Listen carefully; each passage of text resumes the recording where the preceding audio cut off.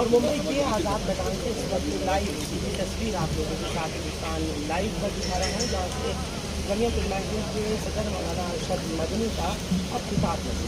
بسم اللہ الرحمن الرحیم. الحمد للہ نحمده ونستعینه ونستغفره ونؤمن به ونتوکل علیہ ونعوذ باللہ من شرور انفسنا ومن سیئات اعمالنا من يهده الله فلا مضل له ومن يضلله فلا هادي له ونشهد أن لا إله إلا الله وحده لا شريك له ونشهد أن سيدنا ومولانا محمدا عبده ورسوله. أما بعد، علماء کرام، شہر کی مقتدر شخصیتیں، اس جلسے میں شریک ہونے والی، خاص طور پر صوبہ مہاراشٹر کے جمعیت کے ورکرز اور دور دراز سے آئے ہوئے جمعیت علماء کی جنرل باڈی کے ممبران، جمعیت علماء کی جنرل باڈی کا اجلاس 2 دن سے چل رہا تھا. ملک کے مختلف حالات، عالم عرب کے حالات، یوکرین کے جنگ کے اندر پیدا ہونے والی صورت، ان تمام چیزوں کے اوپر سیر حاصل، بحث کی گئی، تجاویز کو پاس کیا گیا. جمعیت علماء ہند کوئی سیاسی پارٹی نہیں ہے. ملک کے اندر کرسی اقتدار پر کون آ کر بیٹھا اور کس کو اقتدار کی کرسی سے اٹھا کر باہر کر دیا گیا،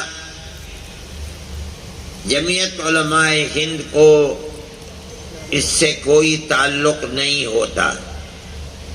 نہ ہم خود الیکشن لڑتے ہیں اور نہ الیکشن لڑنے والوں کے لیے پرچار کرتے ہیں. لیکن ملک ہمارا ہے. ہم ہمیشہ سے اس ملک میں رہتے چلے آئے ہیں. ہمارے آباء و اجداد ہمیشہ سے اسی ملک میں رہتے ہیں. ہمیں اپنے اس ملک سے تعلق ہے، محبت ہے. ہم اس ملک کو پھلتا پھولتا امن و امان اور پیار و محبت کا گہوارہ دیکھنا چاہتے ہیں. اور ہمارے اکابر جمعیت علماء ہند پہلے دن سے اس کے لیے کوشش کرتی رہی ہے. ہم بھی ان کے نقش قدم پر چل کر برابر اس کے لیے کوشش کر رہے ہیں. ملک کی آزادی سے پہلے انگریز کی غلامی کی زنجیر کو توڑنے کے لیے علماء تقریباً 150 سال تک کوشش کرتے رہے، مرتے رہے، پھانسی کے پھندے اپنے گلوں کے اندر ڈلواتے رہے. لیکن 150 سال تک ان کی ہمت اور جرأت برابر اپنی جگہ کے اوپر قائم رہی. ایک کے بعد دوسرا، دوسرے کے بعد تیسرا، تیسرے کے بعد چوتھا برابر معرکہ قائم کرتے رہے، میدان میں لڑتے رہے، مرتے رہے، مارتے رہے۔ برادران وطن کو ساتھ لیا۔ جب بالکل ابتدا میں 1803 سے علماء نے مدرسوں کو چھوڑ کر میدان میں آ کر انگریز کے حکومت ایسٹ انڈیا کمپنی کی مخالفت کی تھی، وہ دور بہت سخت دور تھا۔ تنہا میدان کے اندر صرف اور صرف علماء تھے جنہوں نے اعلان کیا کہ انگریز کی غلامی حرام ہے۔ لیکن سن 1831 میں جب بالا کوٹ کے میدان میں شکست کا سامنا ہوا تو انہوں نے برادران وطن کو ساتھ لیا، ان کے اندر ملک کو آزاد کرنے کا، کرانے کا شعور پیدا کیا، یہاں تک کہ 1857 کا معرکہ ہوا جس میں ہندو اور مسلمان دونوں شریک تھے، وہاں بھی شکست ہوئی۔ پھر 1880 سے لے کر 85 تک کانگریس کا وجود ہوا۔ حضرت گنگوہی رحمت اللہ علیہ سے ایک فتویٰ لیا گیا، پوچھا گیا کہ غیر مسلموں کی ایک جماعت قائم ہوئی ہے کانگریس، مسلمان جو تقریباً 80 سال سے ملک کی آزادی کے لیے قربانی دے رہے ہیں، کیا مسلمانوں کو ہندوؤں کے ساتھ اشتراک کر کے ملک کی آزادی کے لیے ان کو ساتھ لیا جائے اور اس میں شرکت کی جائے؟ حضرت گنگوہی رحمت اللہ علیہ کا فتویٰ آج بھی موجود ہے۔ انہوں نے فرمایا کہ اگر دین اور شریعت کی کوئی مخالفت نہیں ہوتی تو مسلمان کا ہندوؤں کے ساتھ اشتراک عمل جائز ہے۔ چنانچہ کانگریس میں داخل ہوئے۔ کانگریس کا بنیادی مقصد اس وقت صرف یہ تھا کہ 1831 اور 1857 میں جو دو جنگیں ہو گئی ہیں انگریزی حکومت کے ساتھ، اور جو انگریزی حکومت ملکہ برطانیہ سے لے کر یہاں تک جو ہندوستانیوں کے خلاف ایک ذہن بن گیا ہے، اس ذہن کو بدلا جائے۔ ملک کی آزادی ان کے سامنے نہیں تھی۔ آپ اگر تاریخ کو پڑھیں گے، سن 85 اور 83 کے اندر جو بات کانگریس کے جلسوں میں کہی گئی ہے وہ ملک کی آزادی کی نہیں ہے، بلکہ وہ صرف اتنی بات ہے کہ ہمارے اور ملکہ برطانیہ کی حکومت کے درمیان میں جو غلط فہمیاں پیدا ہو گئی ہیں ہم ان کو دور کرنا چاہتے ہیں۔ لیکن کانگریس کو اس نقطۂ نظر پر لا کر جمع کرنا کہ نہیں، ملک کی آزادی کے لیے کام کرنا چاہیے، یہ صرف ان مسلمانوں کا کام ہے جو حضرت گنگوہی رحمت اللہ علیہ کے فتوے کی بنیاد پر کانگریس میں گھسے اور کانگریس کے نقطۂ نظر کو تبدیل کر دیا۔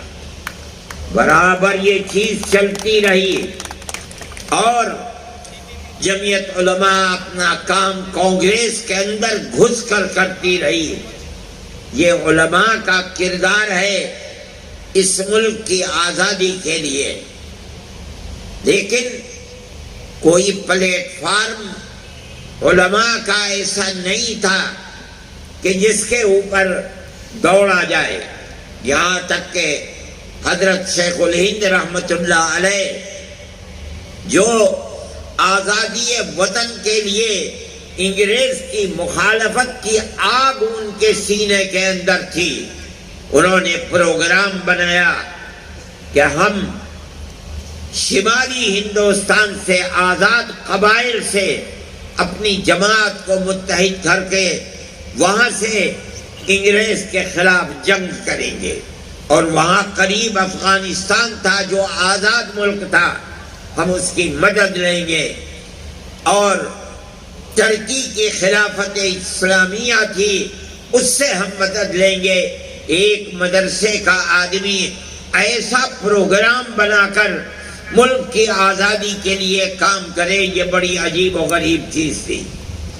کوئی پلیٹ فارم نہیں تھا. تنہا ایک آدمی اپنے ہزاروں شاگردوں کے ساتھ ملک کے باہر رہ کر کے اپنے ملک کی آزادی کے لیے کام کرے، یہ بڑی عجیب و غریب چیز تھی. انگریز غافل نہیں تھا. مولانا نے اس کے لیے سفر کیا. سعودی عرب اب بن گیا، اس وقت سعودی عرب نہیں تھا. حجاز مقدس گئے، ترکی حکومت سے مدد کی بات کی، لیکن وہیں ان کو گرفتار کر لیا گیا اور مالٹا کی جیل میں اپنے 4 ساتھیوں کے ساتھ بھیجا گیا. وہاں تقریباً 4.25 سال جیل میں رہے. جب آنے کی بات شہرت میں آئی کہ اب وہ قید بامشقت ختم ہونے والی ہے، ان کے اشارے سے ہندوستان کے اندر ابھی وہ جیل میں تھے. سن 1919 کے اندر جمعیت علماء کی بنیاد رکھی گئی. ابھی تک آئے نہیں تھے. سن 1920 میں حضرت تشریف لائے اور یہاں آ کر کے وہ فوراً اس پلیٹ فارم کے اوپر دوڑنے لگے. جمعیت علماء ہند کا دلی کے اندر جلسہ ہوا، اس میں حضرت شیخ الہند رحمۃ اللہ علیہ کو پہلا صدر بنایا گیا. ان کے دل کے اندر ایسی آگ تھی انگریز کی مخالفت کی، جس نے اس ملک کے سب بسنے والوں کو غلام بنا لیا تھا کہ اس آگ کے تھمنے کا نام نہیں تھا. وہ برابر لڑتے رہے یہاں تک کہ اس دنیا سے چلے گئے. ان کے بعد ان کے شاگردوں نے جمعیت علماء کو اٹھایا اور وہ انتہائی قوت کے ساتھ میدان کے اندر اترے. جیل جاتے رہے. مولانا مفتی کفایت اللہ صاحب ان کے شاگرد تھے. مولانا مدنی ان کے شاگرد تھے. مولانا احمد علی لاہوری ان کے شاگرد تھے. ان لوگوں نے اٹھایا اور اٹھا کر ملک کی آزادی کے لیے چلے. بار بار جیل جاتے رہے. کم و بیش اپنی 80 سالہ زندگی میں 10 سال انگریز کی جیلوں کے اندر گزارا. کیوں؟ اپنے اقتدار کے لیے نہیں، کرسی اقتدار پر بیٹھنے کے لیے نہیں، بلکہ اپنے ملک کو آزاد کرانے کے لیے. جیسے جیسے ملک کی آزادی قریب آتی تھی اور یہ معلوم ہوتا تھا کہ انگریز بھارت کی سرزمین کے اوپر نہیں رہ پائے گا، ویسے ہی ویسے وہ کانگریس کے لیڈر مہاتما گاندھی، موتی لال نہرو، جواہر لال نہرو، جمعیت علماء ہند کے پلیٹ فارم سے ان سے بار بار پوچھا جاتا تھا کہ ہمیں یہ یقین دلاؤ کہ ملک آزاد ہوگا تو ملک کا دستور سیکولر دستور ہوگا، جس کے اندر اگرچہ ہندو ملک کی اکثریت ہے لیکن ہر اقلیت کو اپنی مذہبی آزادی کے ساتھ جینے کا حق ہوگا. اور कांग्रेस की क़यादत जो रात और दिन साथ साथ रहते थे मुल्क की आज़ादी में काम करने के लिए, प्रोग्रामों को बनाने के लिए, बार बार तहरीरी तरीके के ऊपर ये वादा करते चलते थे कि मुल्क आज़ाद होगा तो इस मुल्क के अंदर निज़ाम हुकूमत सेकुलर होगा, जिसका मतलब है कि गवर्नमेंट का कोई धर्म और मजहब नहीं होगा। बसने वाले अपने अपने मजहब के मुताबिक अपनी जिंदगी को गुजारेंगे। इसी तरह मुल्क का प्यार और मोहब्बत बाकी रह सकता था। ये काम बराबर चलता रहा यहां तक कि मुल्क आजाद हुआ। मुल्क आजाद हुआ, मुल्क की और मुसलमानों की बदकिस्मती थी कि इसके साथ साथ मुल्क तकसीम भी हो गया। मुल्क की तकसीम के बाद गैर मुस्लिम एक ताकत खड़ी हुई फौरन, और उन्होंने ये बात कही कि जब मुसलमानों ने अपना हक ले लिया और पाकिस्तान का वजूद बन गया, तो अब हमारे मुल्क का निज़ाम सेकुलर निज़ाम नहीं होगा, यहाँ की बुनियाद भी हिंदुत्व के ऊपर होगी। कांग्रेस की क़यादत को उन्होंने इस पर मजबूर किया कि वो तक़सीम मुल्क के ऊपर दस्तखत कर दें। ये ऐसी चीज थी कि जो जमीयत उलमा से वादे किए गए थे उसके खिलाफ थी। जमीयत उलमा हिंद की लीडरशिप हाथ पकड़कर बैठ गई और कहा कि आपने हमसे वादा किया है कि मुल्क की आजादी के बाद मुल्क का दस्तूर सेकुलर दस्तूर होगा। अगर मुल्क की तकसीम हुई है तो आपने तकसीम के ऊपर दस्तखत किए हैं। हमारी टोपियां उछलती रही, हमारी पगड़ियां पैरों के अंदर रौंदी गई, मगर हम अपने इस नुक्ते नजर से पीछे नहीं हटे कि मुल्क तकसीम नहीं होना चाहिए। आपने हमसे जो वादे किए हैं उन वादों को पूरा कीजिए। मुल्क की तकसीम में आपका हाथ है, हमारा हाथ मुल्क की तकसीम में नहीं है। ये इतनी बड़ी चीज थी, शरीफ लोग थे, उनको मजबूर कर दिया कि मुल्क की तकसीम अगरचे हो गई है लेकिन हिंदुस्तान का दस्तूर सेकुलर दस्तूर बनेगा। मुसलमानों का कत्ले आम हो रहा था। सबसे पहली चीज जिसने मुल्क को नुकसान पहुंचाया है और फिरका परस्ती की लानत बढ़ी है वो गांधी जी का कत्ल था। गांधी जी जो कुछ कर रहे थे, जो सभाएं रोजाना बनाते थे, वो मुसलमानों के कत्ल को रोकने के लिए, लेकिन मुल्क की नहीं बल्कि कांग्रेस की वो ताकत जिसके रगो रेशे के अंदर फिरका परस्ती थी, वो ताकत नहीं चाहती थी। यहां तक कि उसी कातिल ने मौलाना आजाद के कहने के मुताबिक गांधी जी का कत्ल कराया। गांधी जी का कत्ल दर हकीकत सेकुलरिज्म का कत्ल था। उसके बाद से मुल्क के हालात बदलने शुरू हुए, फिरका परस्ती बढ़ने लगी और ऐसी बढ़ने लगी कि आप और मैं जानते हैं कि सन 47 के कुछ ही दिनों के बाद फसादात का सिलसिला शुरू हुआ। कोई हिंदुस्तान का काबिल बयान ऐसा शहर नहीं है जहां फिरका परस्तों के हाथों मुसलमान का खून न बहा हो, उनकी दौलत न लुटी हो, आग न लगाई गई हो। ये सब क्या हो रहा था?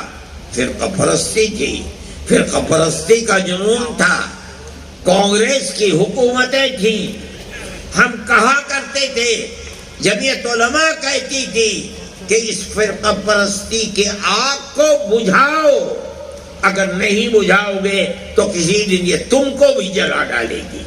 हमारी इस बात को कबूल नहीं किया जाता था। जमीयत उलमा ने तहरीकें चलाई, जेल भरो तहरीक चलाई, کیوں چلائی؟ تاکہ ملک سیکولر ملک رہے اور یہاں سیکولرزم باقی رہے. اگر نہ رہے گا تو یہ ملک تباہ ہو جائے گا.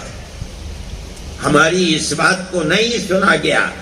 کانگریس کی پالیسی لچکدار پالیسی رہی.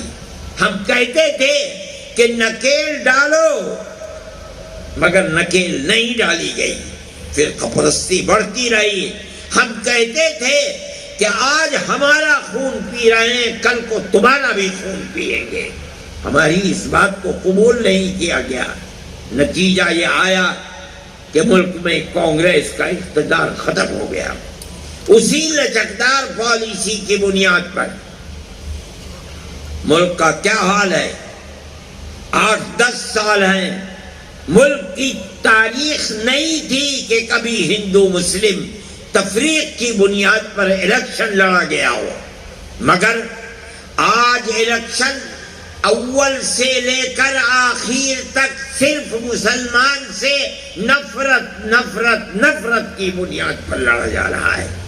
کیا ہوا کرناٹک کے الیکشن کے اندر؟ ہر آدمی نہیں، میں کہتا ہوں ملک کا اقتدار اعلیٰ اوپر سے لے کر نیچے تک اپنی تقریروں کے اندر کہتا ہے کہ ہمیں مسلمان کے ووٹ کی ضرورت نہیں ہے. ہم مسلمانوں کے مذہبی پرسنل لا کو بدل کر کے یکساں سول کوڈ کو لائیں گے. کہتے ہیں کہ ہم نے مسلمان کے ریزرویشن کو ختم کیا ہے، ہم مسلمان کو ریزرویشن نہیں دیں گے. علن اعلان یہ تقریریں ہوتی رہیں. دنیا نے سنا. ہم انگشت بدندہ تھے کہ اللہ کیا ہو رہا ہے. ہمارے بزرگوں نے جس ملک کے لیے اپنی جانوں کو قربان کیا ہے، پھانسیوں کے پھندے کے اوپر گئے ہیں، مگر اپنے اسٹینڈ سے ایک قدم پیچھے نہیں ہوئے. آج اسی ملک کے اندر مسلمان کو جینے کا حق نہیں دیا جا رہا ہے. ہم نے یہ سب کچھ دیکھا، خاموش رہے. کانگریس اقتدار میں نہیں ہے، مگر گاندھی فیملی آگے بڑھی. 2 ہی بھائی بہن، انہوں نے جن چیزوں کو اپنے مینیفیسٹو کے اندر داخل کیا، آپ غور کریں کہ ہم سے وعدے کیے گئے کہ ہم فرقہ پرست اور فساد پرور عناصر کی جماعت کے اوپر قدغن لگائیں گے، بند کریں گے اس کو. بجرنگ دل کے اوپر ہم قدغن لگائیں گے. اگر یہ تاریخ گواہ ہے اس بات کی کہ اگر یہ اسٹینڈ انہوں نے آج سے 70 سال پہلے ہندوستان کے اندر لے لیا ہوتا، اقتدار ان کے ہاتھ سے نہ جاتا، ملک برباد نہ ہوتا، تباہی نہ آتی، فقر و تنگ دستی کا بول بالا نہ ہوتا. ملک کے اندر اقتدار ان کا ہوتا جو ملک میں ہر طبقے کو چین و سکون کے ساتھ زندہ رہنے کا موقع دیتے ہیں.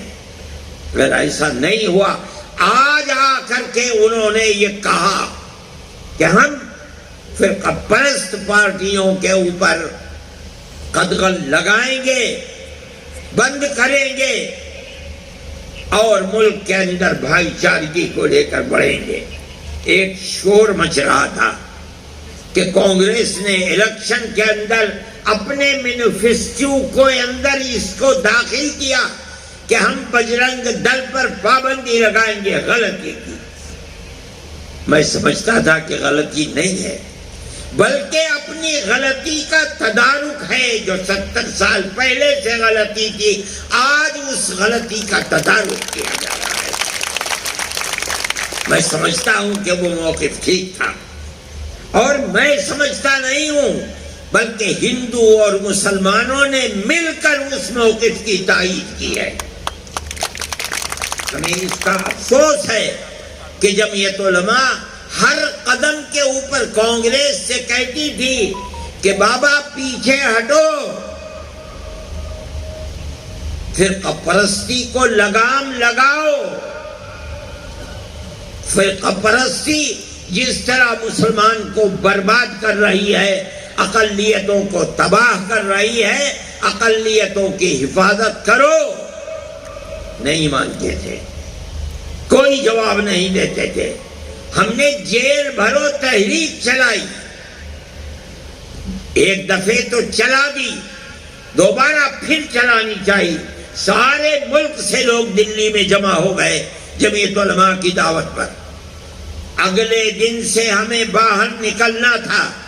جنرل شاہ نواز مرحوم سادے کاغذ پر اندرا جی کے دستخط کرا کے لائے اور یہ کہا ان لوگوں کے درمیان میں جو اگلے دن جیل جانے والے تھے کہ اندرا جی نے مجھے یہ دستخط کر کے بھیجا ہے اور یہ کہا ہے کہ جمعیت علماء اور کانگریس کا چولی دامن کا ساتھ ملک کی آزادی میں رہا ہے. آج جمعیت علماء کانگریس کے خلاف کھڑی ہو جائے، اس سے زیادہ خراب کوئی چیز نہیں ہے. میں دستخط کر کے بھیجتی ہوں، آپ کا جو مطالبہ ہو، آپ وہ مطالبہ لکھتے ہیں وہ منظور ہے. میں اس مجلس میں شریک تھا، مسجد کے اندر جہاں جنرل شاہ نواز کی تقریر ہو رہی تھی. جمعیت علماء نے اپنے مطالبات لکھے، دیے، سب کچھ ہوا، لیکن ملک کی فرقہ پرستی اتنی طاقتور ہے کہ ان مطالبات کے اوپر فرقہ پرستوں پر لگام نہیں لگائی جا سکی. میرے بھائی، جمعیت علماء برابر لڑتی رہی، ہم آج بھی لڑ رہے ہیں. میں کانگریس کی حکومت ہے، میں راہل کے پاس گیا اور میں نے کہا کہ ملک میں کیا ہو رہا ہے. مسلمان بچے اور جوان جو پڑھنے والے ہیں، کالجوں کے اندر پڑھ رہے ہیں، ان کو پکڑ پکڑ کر ملک دروہی بنا کر کے، غدار بنا کر کے جیلوں کے اندر بند کیا جا رہا ہے. اور آپ کھڑے ہوئے دیکھ رہے ہیں. کل کو کیا آپ کو میدان میں جا کر کے مسلمان سے ووٹ نہیں لینا ہے؟ کیا ہوگا؟ 10 سال 15 سال ہو گئے ہیں. جمعیت علماء فکر کرتی ہے، کانگریس کو کوئی فکر نہیں ہے. کیوں ایسا ہو رہا ہے؟ کہنے لگے تو کیا ہو؟ میں نے کہا میری 2 تجویزیں ہیں.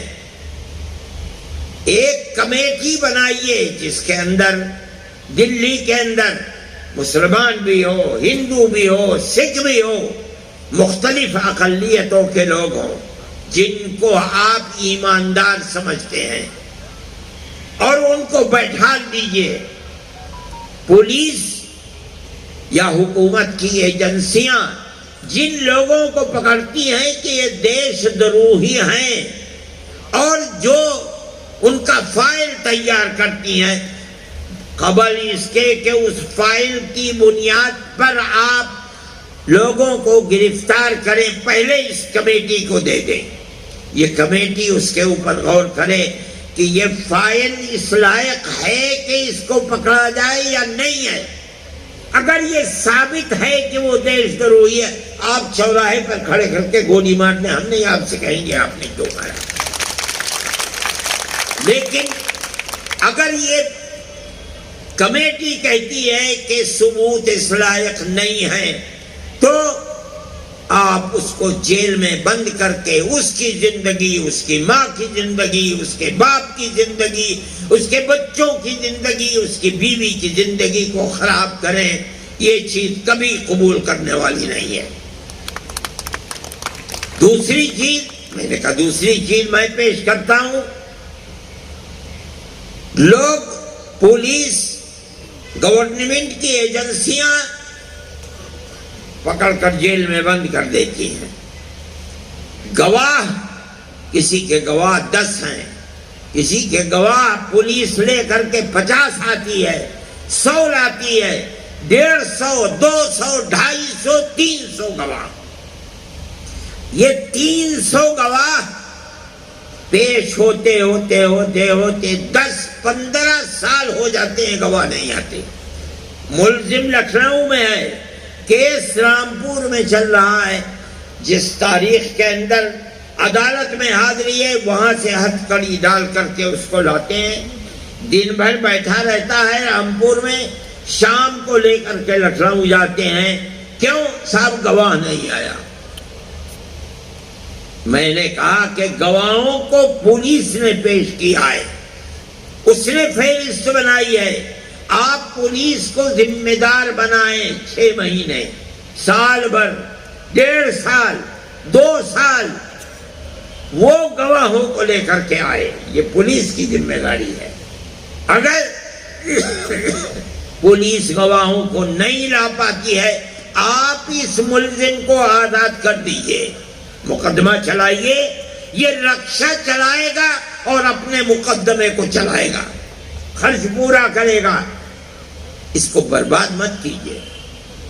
کہنے لگے اچھا یہ بتاؤ کتنے ملزم ہیں جو جیلوں کے اندر بند ہیں، مجھے اس کی فہرست دو۔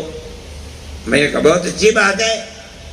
میں باہر آیا اور آ کر میں نے ساری پارٹیوں کو، جو میڈیا کے اندر لوگ تھے، ان سے کہا کہ بھئی مجھے فہرست چاہیے، کسی کے پاس فہرست ہی نہیں۔ 8 دن کے بعد ان کا فون آیا کہ جو وعدہ کیا تھا کہاں ہے فہرست؟ میں نے کہا میں فہرست تیار کر رہا ہوں، میں نے اخبارات کے اندر دیا، اپنے لوگوں سے کہا کہ جہاں جہاں دیش دروہی کے مقدمے کے اندر آدمی جیل میں ہے، اس کا نام، کس جیل میں ہے، کتنے دن سے ہے، کون پیروی کر رہا ہے، اس کا نام اور اس کا موبائل نمبر مجھ کو دیں۔ پورے ہندوستان سے جمع ہو گئے اور یہ بتائیں کہ کتنے سال سے جیل میں ہے۔ میں نے ایک فہرست بنائی، 18 سال اس وقت ہے، 18 سال سے اتنے اتنے لوگ ہیں، یہ نام ہیں، اور ان کے پیروکار یہ ہیں، فلاں جیل میں ہے۔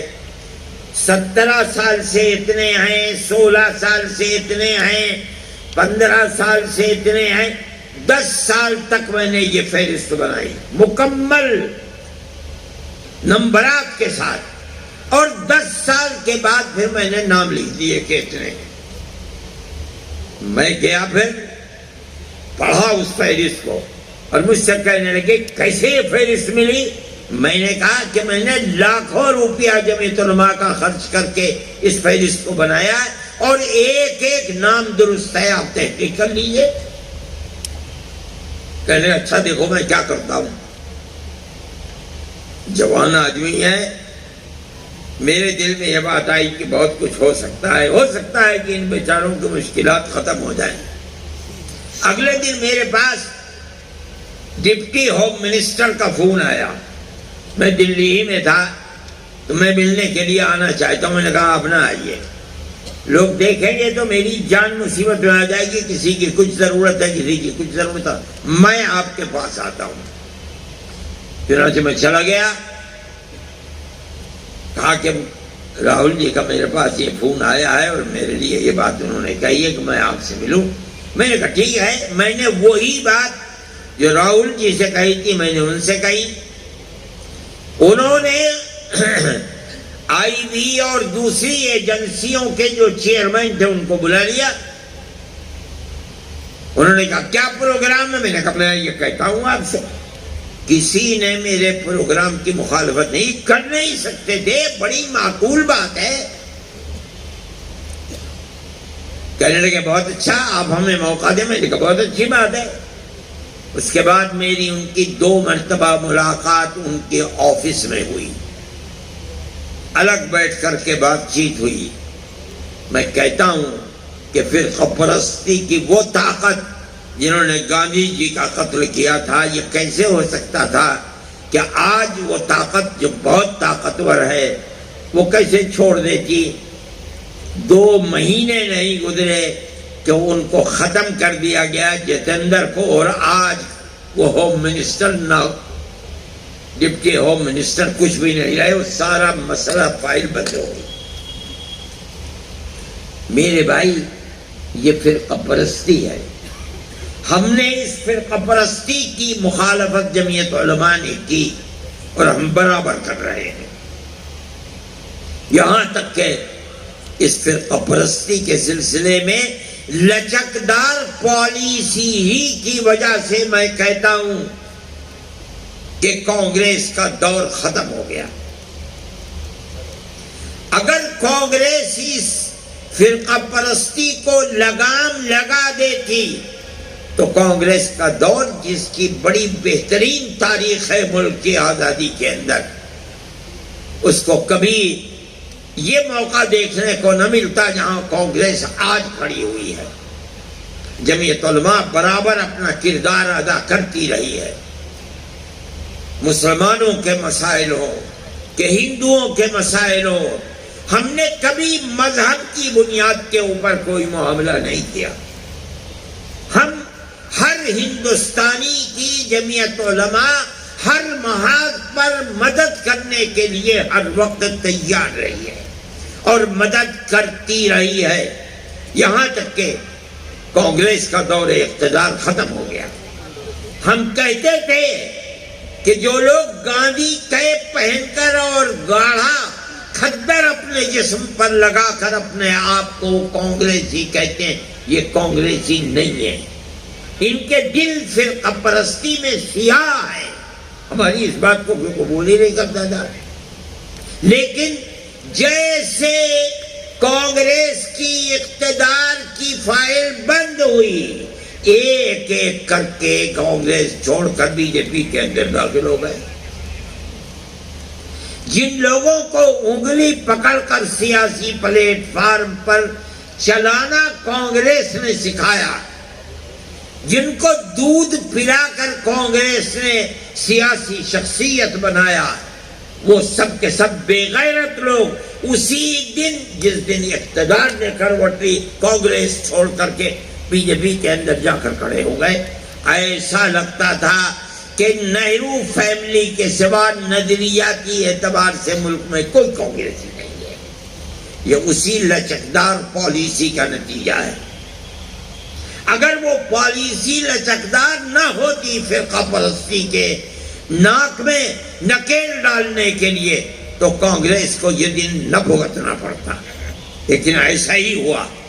میرے بھائی، میں مختصر بات کہتا ہوں، وقت کم رہ گیا ہے، یہاں تک کہ کانگریس باہر ہو گئی اور کرناٹک کا الیکشن آیا۔ کرناٹک کا پورا الیکشن مسلم نفرت کے اوپر مبنی ہے۔ آپ نے دیکھا ہوگا، پڑھا ہوگا، اخبارات میں دیکھا ہوگا کہ ملک کا اقتدار اعلیٰ بالکل چوٹی پر بیٹھا ہوا آدمی اور نیچے تک ایک ہی راگ، ایک ہی پروگرام بنا کر الیکشن لڑ رہا ہے تاکہ مسلمان ایک طرف ہو جائے، ہندو دوسری طرف ہو جائے، ہندو کا ووٹ ہمیں ملے، ہمیں مسلمان کے ووٹ کی ضرورت نہیں ہے۔ جمعیت علماء دیکھ رہی تھی، ورکرز جمعیت علماء کے اپنا کام کر رہے تھے۔ میں کہتا ہوں، یہاں تک کہ انہوں نے اپنے مینیفیسٹو کے اندر یہ بات کہی کہ ہم بجرنگ دل کے اوپر، پاپولر فرنٹ کے اوپر پابندی لگائیں گے۔ ہمیں کوئی فکر نہیں کہ پاپولر فرنٹ کا، پاپولر فرنٹ عمل نہیں ہے، رد عمل ہے۔ اگر بجرنگ دل کی مسلم دشمن پالیسی نہ ہوتی، پاپولر فرنٹ جنم نہ لیتا۔ آپ بجرنگ دل کے اوپر پابندی لگائیے، ہمیں کوئی افسوس نہیں ہے، 100 پاپولر فرنٹ کے اوپر پابندی لگا دیجیے، ملک میں امن تو قائم رہے۔ انہوں نے کہا، لوگ یہ کہتے رہے کہ برا کیا، الیکشن پر اثر پڑے گا، ہم تو خاموش تھے، ہم نے نہیں کہا۔ ہم سمجھتے تھے کہ طاقت ملے گی، مسلمان کو محسوس تو ہوگا کہ کانگریس کو اپنی غلطی کا احساس ہے، ہم کانگریس کی جڑوں کو مضبوط کریں گے۔ میں کہتا ہوں 95 نہیں 98% مسلمان نے کرناٹک کے اندر کانگریس کو ووٹ دیا ہے، اور اس کی بنیاد یہی تھی کہ فرقہ پرستی کا ناگ جو آزاد پھر رہا ہے، کانگریس یہ وعدہ کرتی ہے کہ ہم اس کو ناک میں نکیل ڈالیں گے۔ ہمیں خوشی ہے اس بات کی، اس کا تصور نہیں ہوتا تھا کہ کانگریس اس قوت کے ساتھ آگے آئے گی۔ ہم اس چیز کو مانتے ہیں کہ ہندوستان میں کہیں بھی الیکشن ہو، جو بربادی ہندوستان کے اندر آ رہی ہے، اس بربادی کا تنہا سبب فرقہ پرست ذہنیت ہے۔ آج جو لوگ کرسی اقتدار پر بیٹھے ہیں وہ یہ سمجھتے ہیں کہ ہمارے اقتدار کی حفاظت صرف اور صرف فرقہ پرستی کی بنیاد پر ہوگی، تاکہ ہم ہندو اور مسلمان کے ووٹ کو تقسیم کر دیں۔ ہم یہ سمجھتے ہیں کہ یہ ملک کی بربادی کا پہلا زینہ ہے۔ ملک ہندوستان جس کے اندر ہندو اور مسلمان دونوں رہتے ہیں، آج سے نہیں 1400 سال سے رہتے ہیں، 1400 سال سے رہتے ہیں۔ میں نے یہ بات کہی تھی جس کا بڑا شور مچا کہ ہندوستان کی دھرتی کو اللہ نے قبولیت عطا فرمائی، سب سے پہلا نبی اسی دھرتی کے اوپر اللہ نے اتارا ہے، جس کو تم منو کہتے ہو، اس کی اولاد کو منوش کہتے ہو، ہم اس کو آدم کہتے ہیں، آدم کی اولاد کو آدمی کہتے ہیں۔ سوال پیدا ہوتا ہے کہ منو نہ رام ہے نہ لکشمن ہے، کوئی نہیں ہے، تنہا ایک آدمی ہے، اس سے اولاد چلے گی تو رام پیدا ہوں گے، اولاد چلے گی تو راون پیدا ہوں گے۔ ابھی اولاد ہی نہیں چلیے، سوال ہے کہ وہ ایک آدمی کس کی عبادت کرتا تھا، کوئی نہیں بتا سکتا۔ ہمارے پاس اللہ کی کتاب قرآن ہے، وہ ایک اللہ یعنی ایک اوم کی عبادت کرتا تھا۔ میرے پاس پنڈت جی آئے، ابھی 5-7 دن ہوتے ہیں، 10 دن ایک دہرادون کے، اور آ کے کہنے لگے کیسے کہتے ہو کہ اوم اللہ ہے؟ میں نے کہا آپ پنڈت جی ہیں، دھرم کی کتابیں آپ نے پڑھی ہیں، تو خاموش ہو گئے۔ میں اندر گیا اور میں نے یجروید لا کر کے ان کو دکھلائی، اس کا جو سب سے آخری منتر ہے میں نے وہ پڑھ کر ان کو سنایا، بالکل خاموش بیٹھ گئے۔ اوم کے معنی اللہ کے ہیں، پوری کتاب میں کہیں یہ نظر نہیں آتا بت پرستی، ہر حکم وہی ہے ایک خدا کا جو قرآن کہتا ہے۔ یہ کہاں سے بت پرستی آئی اس کو خدا ہی جانتا۔ خیر یہ موضوع نہیں ہے، لیکن میں کہتا ہوں کہ ہمارا دین، ہمارا عقیدہ، لوگ یہ کہتے ہیں کہ یہ مذہب عرب کا مذہب ہے جسے یہ اپناتے ہیں، نہ وہ اپنے ملک کی تاریخ جانتے ہیں، نہ وہ مذاہب کی اور دھرم کی تاریخ جانتے ہیں۔ نہیں، ہمارا عقیدہ اس ہندوستان کا عقیدہ ہے، بھارت کی دھرتی کا عقیدہ ہے، سب سے پہلا نبی یہی اترا ہے۔ آپ اسے اوم کہتے ہیں، ہم اسے آدم کہتے ہیں، ہے وہی۔ کسی نبی نے کسی بت کی پرستش نہیں کی، جس اللہ کے وہ اپاسک تھے ہم آج اسی اللہ کے اپاسک ہیں۔ یہ ہمارا عقیدہ ہے، اس عقیدے میں کوئی فرق نہیں ہے، ہر نبی نے یہی عقیدہ دیا ہے، یہاں تک کہ آخری نبی ہم بھی انہی کی طرح بت پرستی میں لگے ہوئے تھے۔ کوئی رام کو پوچھتا تھا، کوئی راون کو پوچھتا تھا، لیکن یہاں تک کہ ہمارے آقا حضرت محمد صلی اللہ علیہ وسلم آئے، انہوں نے سبق دیا اللہ ایک ہے، ہمارے دل کے اندر ان کی بات اتر گئی اور ہم ایک اللہ کو ماننے لگے۔ لیکن یہ ایک اللہ کی بنیاد سب سے پہلے اس کا پتھر اس دھرتی میں بھارت کی رکھا گیا۔ جتنے انبیاء آئے ہیں، شیس، ادریس، نوح، ہود، صالح، شعیب، سب کے سب اسی ایک اللہ کے ماننے والوں کی کڑی ہے۔ یہاں تک کہ حضرت محمد صلی اللہ علیہ وسلم آئے، ہم اللہ کے فضل و کرم سے ان کی امت میں ہیں، ہم اللہ کو ایک مانتے ہیں، مگر سب سے پہلے اس کا پتھر اسی ہندوستان میں رکھا گیا ہے کہ ہمارا مذہب ہے، ہم اسی مذہب کے اوپر چلتے ہیں۔ اسی آدم اور منو کی ساری دنیا اولاد ہے۔ جمعیت علماء ہند، ہمارے اکابر بڑے عالم تھے، مذہبی کتابوں کے پڑھے ہوئے تھے، ان کی زندگی کے اندر اترا ہوا تھا، اس لیے انہوں نے جو سبق ہندوستان کے اندر دیا ہے وہ وحدت کا سبق ہے۔ ساری دنیا کے لوگ ایک ہی ماں باپ کی اولاد ہیں، سب کے ساتھ اخوت و ہمدردی، پیار و محبت کے ساتھ رہنا ہوگا۔ جمعیت علماء اس کے اوپر چلتی ہے، ہم ہر ایک کے ساتھ پیار و محبت کا معاملہ کرتے ہیں۔ میرے بھائی، جمعیت علماء کے ہر پروگرام کے اندر پیار و محبت ہے۔ ہم نے اس وقت ایک تحریک چلائی کہ ہم پڑھنے والے بچوں کی مدد کریں گے۔ پہلے 1 کروڑ روپیہ ہم خرچ کرتے تھے، اس مرتبہ ہم نے 2 کروڑ روپیہ خرچ کیا ہے، اور ہم نے درخواستیں منگوائیں۔ ہم نے یہ کہا شرط ہے کہ 70% نمبر ہونے چاہیے، چاہے ہندو ہو چاہے مسلمان۔ ہمارے پاس درخواستیں آ گئی، ہندو بچوں کی بھی آئی، مسلمان بچوں کی بھی آئی۔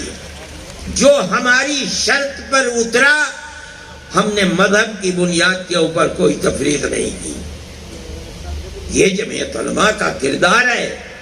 ہم یہ سمجھتے ہیں کہ ملک فرقہ پرستی کی طرف چل رہا ہے، اور حکومت، آج کی حکومت یہ سمجھتی ہے کہ فرقہ پرستی سے اس کا اقتدار محفوظ رہ سکتا ہے۔ میں یہ کہتا ہوں کہ فرقہ پرستی پر اقتدار محفوظ نہیں رہ سکتا۔ ٹھیک ہے، تم نشے کی گولی کھلا سکتے ہو، چند دن کھلا سکتے ہو، چند سال کھلا سکتے ہو، ہمیشہ نہیں کھلا سکتے۔ کرناٹک نے ثابت کر دیا کہ تم نے جس نظریے کو پیش کیا ہے اسے اپنی ٹھوکر سے اڑا دیا۔ میں سمجھتا ہوں کہ اوپر والے نے اگر چاہا تو پورے ہندوستان کے دوسرے صوبوں کے اندر اور مرکزی الیکشن کے اندر بھی یہ نظریہ رنگ لا کر رہے اللہ، اور فرقہ پرستی کے ناک میں نکیل پڑے گی، لیکن اسی وقت پڑے گی جبکہ کانگریس اپنے اس نظریے کے اوپر رہے گی جو ملک کی آزادی سے پہلے کا نظریہ تھا۔ لچکدار پالیسی نہیں، بلکہ وہ پالیسی لاؤ جس کو اس الیکشن کے اندر اپنایا ہے۔ کہتے ہو کہ بجرنگ دل اور پاپولر فرنٹ کے اوپر پابندی لگاؤ، اپنے مینیفیسٹو کو زندہ کر کے دکھلاؤ۔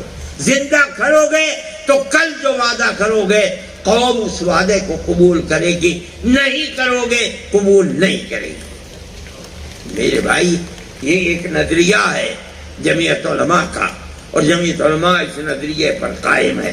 ہم یہ کہتے ہیں کہ جمعیت علماء کے ہر ممبر کو پیار و محبت کے ساتھ اپنی زندگی کو گزارنا چاہیے۔ آپ اپنے دائیں بائیں کو دیکھیں، کون ہے، کیا کر رہا ہے، یہ نہ دیکھیں کہ کون ہندو ہے کون مسلمان ہے۔ جمعیت علماء یہ نہیں کرتی۔ بنگال میں سیلاب آیا، سمندر گھس گیا، ہزاروں مکانات ختم ہو گئے، جو کھیت تھے سمندر کے پانی نے سب کچھ جلا ڈالا۔ ہم نے کام کیا، ہمارے ایک ایک کیمپ کے اندر 2700 صبح کو کھانا کھاتے تھے، 2700 شام کو کھانا کھاتے تھے۔ لیکن ہم نے کبھی کسی آدمی کو یہ نہیں کہا کہ مسلمان کھائے گا ہندو نہیں کھائے گا، کتنے کھا رہے ہیں یہ بھی نہیں دیکھا۔ ہم نے سب کو کھانا کھلایا۔ پانی ختم ہو گیا، ہم نے نل لگوائے، ایک ایک نل پر، حالانکہ بنگال میں پانی بہت قریب ہے زمین میں، لیکن سب پانی کھارا ہو گیا تھا۔ کئی 100 فٹ نیچے لے جا کر کے پانی میٹھا ملتا تھا. ایک نل پر اس وقت 90 ہزار روپیہ خرچ ہوتا تھا. ہم نے کہا کوئی بات نہیں ہے, ہمارا کیا, قوم ہمیں دیتی ہے, ایک ہاتھ سے لیتے ہیں, دوسرے ہاتھ سے خرچ کر دیتے ہیں. ہم نے نل لگوائے, ایسی جگہوں پر لگوائے کہ ہندو اور مسلمان دونوں اس سے فائدہ اٹھائیں. یہ جمعیت علماء کی پالیسی ہے. میں کہتا ہوں کہ جمعیت علماء کے ہر ورکر کو اسی پالیسی کے اوپر عمل کرنا چاہیے, چلنا چاہیے. پیار و محبت کی زندگی کو بڑھائیے, تبھی آپ زندہ رہ سکتے ہیں. اس ملک کے اندر آپ کی اولاد زندہ رہ سکتی ہے. اگر آپ بھی اسی طرح سے نفرت کو چلائیں گے جس نفرت کا مظاہرہ کرناٹک میں ناکام کیا گیا ہے, تو ملک برباد ہو جائے گا, ملک کے اندر زندگی نہیں رہے گی. جمعیت علماء کی یہ تحریک ہے, جمعیت علماء کا یہ پیغام ہے. میں سمجھتا ہوں کہ ملک کے ہر آدمی کو اس پیغام کو اپنانا چاہیے. دوسری چیز خاص طریقے پر میں کہتا ہوں, ابھی کسی تقریر کرنے والے نے کہا تھا کہ ارتداد کی ہوا چل رہی ہے, اپنے مذہب کو چھوڑ کر لڑکیاں خاص طور پر جا رہی ہیں. ہم یہ سمجھتے ہیں کہ مذہب ایسی چیز نہیں ہے کہ آدمی جس وقت چاہے مذہب کو تبدیل کر دے. ہمارا یہ ماننا ہے کہ اگر ماں باپ کو فکر ہے, قوم کو فکر ہے اپنی آنے والی نسل کا, تو اس کو یہ چاہیے کہ اہل ثروت کی کمی نہیں ہے. ایسے اسکول قائم کرو کہ جو لڑکیوں کے الگ ہوں, لڑکوں کے الگ ہوں. آپ اگر معیاری اسکول بنائیں گے تو ہندو بھی اپنے بچیوں کو اس مخلوط تعلیم سے نکال کر کے آپ کے اسکول کے اندر بھیجیں گے. اور یہ کوئی نئی بات نہیں ہے. ہندوستان کے اندر گورنمنٹ جن اسکولوں کی مدد کرتی ہے, یا جو اسکول گورنمنٹ کے بنائے ہوئے ہیں یا یونیورسٹیاں میں, ان کی تعداد تقریباً 43,000 ہے. اس کے اندر تقریباً 5واں حصہ ان اسکولوں اور یونیورسٹیوں کا ہے جو تنہا لڑکیوں کے لیے, لڑکے کا داخلہ اس کے اندر نہیں ہوتا ہے. آج اگر میں اور آپ بنائیں گے اس طرح کے کالج اور اسکول, اس کے اندر کون سی کوئی تباہی آ جائے گی. لیکن مسلمان کا حال یہ ہے کہ وہ شادی بیاہ کے اندر 10-20 کروڑ روپیہ ایک آدمی خرچ کر دیتا ہے, لیکن قوم کی پریشانی کا خیال نہیں کرتا ہے. آپ حضرات اس کو اپنی پالیسی بنائیں, لڑکوں کے الگ, لڑکیوں کے الگ اسکول بنائیں. ان اسکولوں کے اندر آپ تعلیم دیں, بچے کو یہ بتائیں کہ وہ کس دھرم سے تعلق رکھتا ہے. اگر ہندو ہے اس کو وہ بتائیے, اگر مسلمان ہے اس کو وہ بتائیے, اور اس کے بعد اس کو تعلیم دیجیے, مخلوط تعلیم نہیں, تاکہ آپ کی آنے والی نسل محفوظ رہ سکے. جمعیت علماء کی اس وقت اس اجلاس میں یہ 2 پروگرام ہیں جن کو آپ کے سامنے پیش کیا جاتا ہے. ایک تو آپ نفرت کی سیاست کا مقابلہ اپنے عمل سے کریں, ہندو مسلمان کو دیکھ کر نہیں, انسانیت کی بنیاد پر. آپ کھیت میں ہوں تب, دکان میں ہوں تب, بازار میں ہوں تب, اپنے محلے میں ہوں تو جہاں رہیں ان کی غمی کے اندر شریک ہوں, ان کی خوشی کے اندر شریک ہوں. اپنی خوشی کے اندر اپنے اڑوس پڑوس گاؤں اور قصبے کے ان ہندوؤں کو بلائیں جن کے چہرے ظاہر ہیں, اور ان کی غمی کے اندر آپ شریک ہوں. مبارکبادی دیں خوشی میں, غمی میں جا کر تعزیت کریں, اور اپنی خوشی کے اندر ان کو بلائیں. یہ طریقہ آپ کا اس نفرت کی سیاست کا مقابلہ کرے گا جس کو اقتدار کی بنیاد کے اوپر دنیا چلا رہی ہے. ہم سمجھتے ہیں کہ اگر وہ اسی طرح چلتی رہی, خدا نخواستہ اور نہیں چلے گی انشاءاللہ, اگر چلے گی خدا نخواستہ ملک برباد ہو جائے گا, تباہ ہو جائے گا. جمعیت علماء انہی بنیادوں کو آپ کے سامنے پیش کرتی ہے. آپ حضرات آئے، شریک ہوئے. میں اور میرے ساتھی آپ کا شکر ادا کرتے ہیں، شکریہ پیش کرتے ہیں. اور جس پروگرام کو آپ کے سامنے رکھا گیا ہے، آپ ہر جگہ اس پروگرام کو چلانے کی کوشش کریں، اور چلانے والے چلا بھی رہے ہیں. انشاءاللہ یہ پروگرام خود آپ کی اور آپ کی اولاد کے لیے عزت و آبرو کا سبب بنے گا اور فتنے سے آپ کو دور رکھے گا. وآخر دعوانا ان الحمد للہ رب العالمین.